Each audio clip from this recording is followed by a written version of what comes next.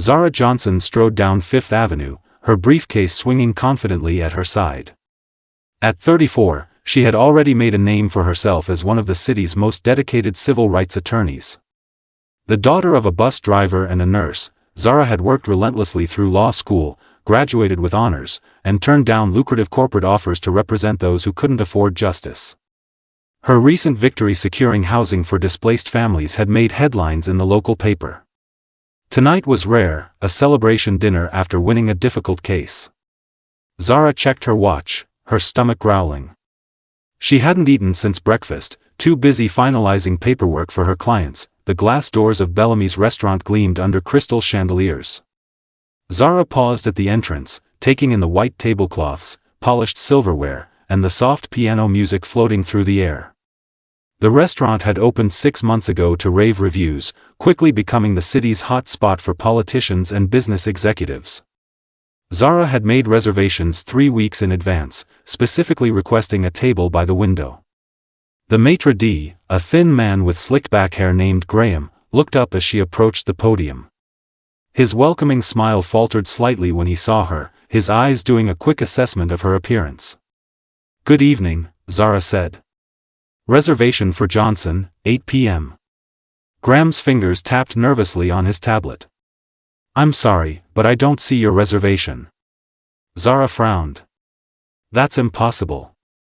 I confirmed it this morning." Before Graham could respond, a stocky man with ruddy cheeks appeared behind him. His expensive suit stretched tight across his shoulders, a gold watch flashing at his wrist. "Problem here?" he asked, not looking at Zara. "Mr. Mercer, this lady claims to have a reservation, but, Eddie Mercer?" Zara extended her hand. "I'm Zara Johnson. There seems to be a misunderstanding about my reservation." Mercer barely glanced at her outstretched hand. "No misunderstanding. We're fully booked." Zara pointed to several empty tables. "Those appear available." "Reserved," Mercer snapped. "For real customers." "Excuse me?" Mercer leaned closer. "Listen, we have a certain clientele here. People who belong. I'm sure there are other places that would be more comfortable for you." The implication hung in the air, sharp and undeniable. Heat rushed to Zara's face as nearby diners turned to stare. She kept her voice steady despite her racing heart. "Are you refusing me service because I'm black?" "Don't make a scene," Mercer hissed.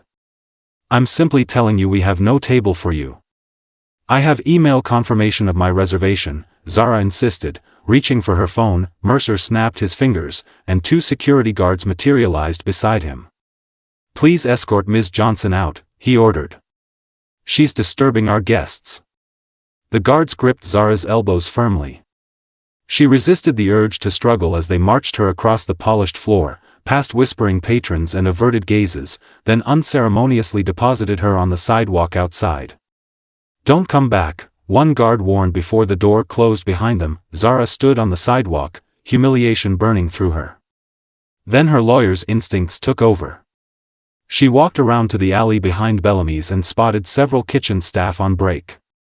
One young man, name tag reading Marcus, was venting to his colleagues. "Third time this week."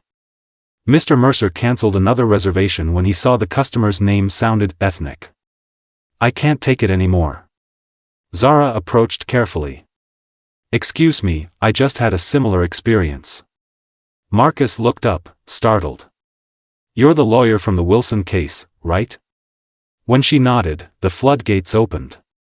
Marcus described how Mercer regularly turned away non-white customers, made staff throw out perfectly good food if it was touched by the wrong hands, and threatened to fire anyone who complained. "That's not all," a dishwasher named Tanya added, pointing to the kitchen's back door propped open with a trash can. "Roaches everywhere. Failed health inspection twice but paid someone off. Look."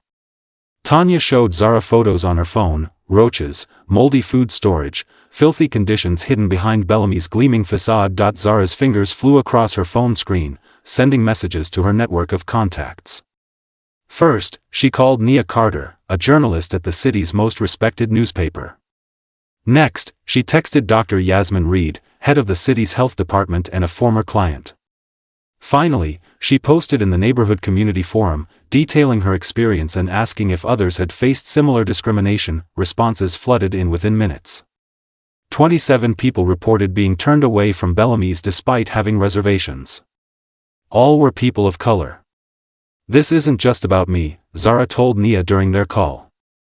"It's systematic discrimination hiding behind exclusive clientele language." By 8:45 p.m., just 45 minutes after her humiliating ejection, Zara stood across from Bellamy's, joined by a growing crowd of supporters. Local news vans pulled up, cameras capturing the impromptu rally. Nearby restaurants offered their patios for gathering space. "Tonight, we're not just exposing one prejudiced restaurant owner," Zara announced to the crowd.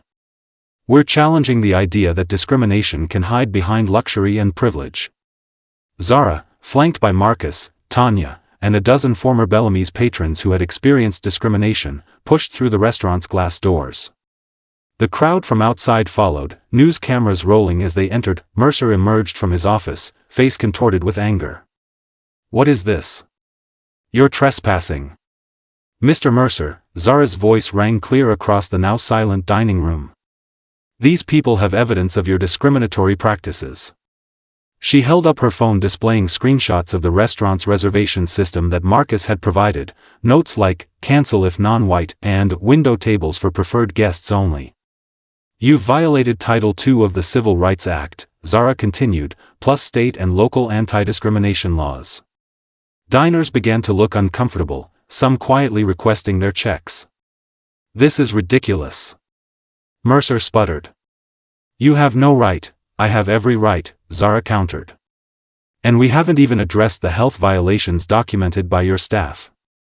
Tanya stepped forward, showing her photos to horrified customers who immediately pushed away their half-eaten meals. Within minutes, Dr. Reed from the health department arrived with 2 inspectors. They headed straight for the kitchen, emerging just 7 minutes later with grim expressions. "Bellamy's restaurant is hereby closed effective immediately due to critical health violations," Dr. Reed announced, posting the bright red notice on the door. Mercer was led away by police officers to answer questions about bribery allegations, while Zara addressed the gathered crowd and cameras. "Today shows that justice can be swift when we stand together," she said. "No one should face discrimination, whether at a restaurant or anywhere else in our society." 3 months later, Bellamy's reopened under new management with a diverse staff and clientele. Mercer faced legal consequences, while Zara helped draft stronger anti-discrimination policies for local businesses. The case became a turning point for the community, a reminder that courage and solidarity could transform humiliation into lasting change.